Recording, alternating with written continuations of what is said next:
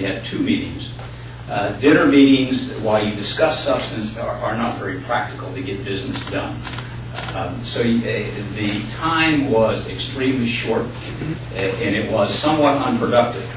I went there for my own purposes with a laundry list of about 22 items that I wanted to discuss with the North Koreans. A series of things to include the DPRK relations with the ROK, relations with Japan, the IAEA, and a number of others, which we were not able to get to. Simply did not have enough time. So with that, let me go through and set the stage for the discussion that we had with Lee Gun. His emphasis right off the bat was that North Koreans are focused on 2012. You've all heard this. This is the anniversary, the 100th anniversary of the birth of Kim Il-sung, the 70th anniversary year of the current leader, Kim Jong-il, and potentially the 30th birthday of the next leader, if the reporting is correct, of Kim Jong-un. The North Koreans, in their mind and in their public statements and in this presentation, are focused on economic development. They said very clearly, we already have developed our military power, we have developed our political, in this case meaning ideological power, and therefore we need to focus on the development of our economic power. This was true through this discussion. It was true with our discussion with the Trade Ministry, and from our observations that you will see shortly, I think the practical effect is that in fact is what they are doing. Leland then went through kind of a laundry list of why the situation with the U.S. and the DPRK is in the state that it is now. He indicated, very first of all, is that the situation began to deteriorate after the 3 October agreements that were reached with former Ambassador Chris Hill. That those were not kept by the United States. He indicated that during the U.S. presidential campaign that they noticed that candidate Barack Obama had indicated a willingness to talk with adversaries, that's what they were anticipating. But in fact, the very first thing that occurred, and this is from Leland's point of view, was the President of the United States extending sanctions on North Korea. They noticed and talked about statements from Secretary of State Hillary Clinton, which talked about North Korea in terms of being a tyranny. They talked about U.S. ROK exercises. And so they were painting a picture of a deteriorating situation between the two countries as the Obama administration came into power. Then they focused on the April 5th satellite launch, indicating that this was something that they had done in a very lawful way, that they had followed all of the international rules and regulations, and were struck by the negative reaction led by the United States that resulted in the UN Security Council presidential statement. That angered them. They felt that this violated their sovereignty, that they had in fact followed all the rules appropriately, and was the absolute cause of their second nuclear test on the 25th of May. Now, without going through all the details of the discussions, I'll just point out one thing, that the North Koreans seem very proud of this satellite launch. He said, as an example, the international community recognizes that North Korea is now a nuclear power, that they have achieved 2 satellite launches, that these are recognized by NASA, etc.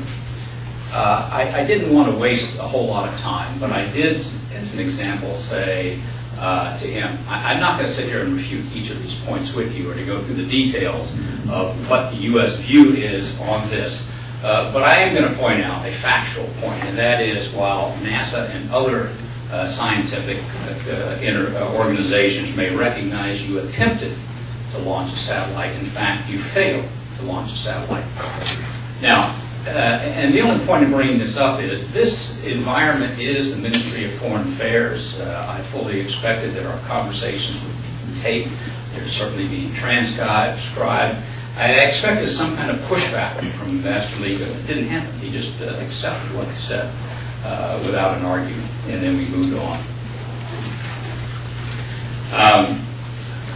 He also pointed out that the sanctions as they are applying now are having no effect on North Korea. He wanted to make that point, saying that he hoped that the Obama administration had learned the lessons of the Bush administration, that sanctions don't work, that even during the past 50 years or so under a sanctions regime by the United States, that the North Koreans had become a nuclear power and had now possessed satellites as well. That appeared to me to be a somewhat defensive statement, and it's interesting, and I'll get back to that in terms of my own analysis of that. He talked in terms of a couple of other events, and that is the October 5 visit of Chinese Premier Wen Jiabao, and that the chairman, Kim Jong-il, in an effort to change the situation, had reaffirmed their commitment to denuclearization. Now that is, as you know, a change from the March 14th Ministry of Foreign Affairs statement saying we're never coming back to six-party talks.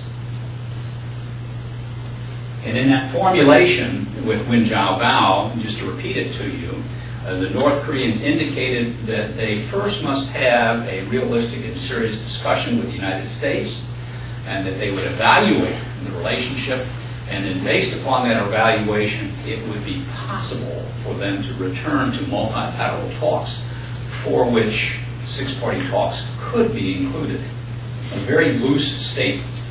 And their emphasis for the rest of this discussion was on the need for a discussion, a bilateral session with the United States.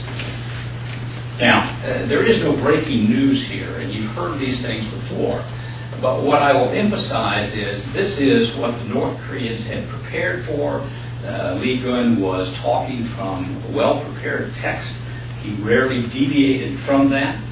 I've known Lee Gun for 13 years. We've worked together in a problem-solving manner. We know each other very well. But in that environment, as the Director General for American Affairs at the Ministry of Foreign Affairs, he stuck very closely to his prepared script and didn't deviate to have an open discussion on issues. Their focus this time was that the situation between the United States and North Korea is not a stable situation. And in their view, this is due, obviously, to the U.S. hostile policy, which they very clearly defined as not having a permanent peace arrangement. Now, his words clearly were, we're in a ceasefire state, and we need to transition to a peace state. I don't think that he used the term peace treaty, but that's clearly what he meant. That's the language that I used back to him, so that's at least what we were talking about. He indicated that only on one occasion that the legacy of the Cold War included U.S. forces remaining in South Korea, the U.S. nuclear umbrella over both Japan and South Korea, and the general unstable situation between the U.S. and North Korea. And that the only way to fix that is to move to a peace state, to create a peace treaty.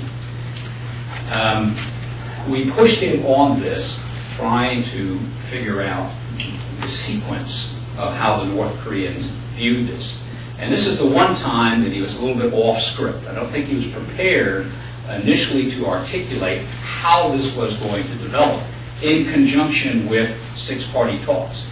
But as they began to talk about that, he then reformulated and went back mostly to his prepared talking points and essentially said that he couldn't imagine discussing a peace treaty in the six-party process, that they must conclude this peace process first before returning to six-party talks.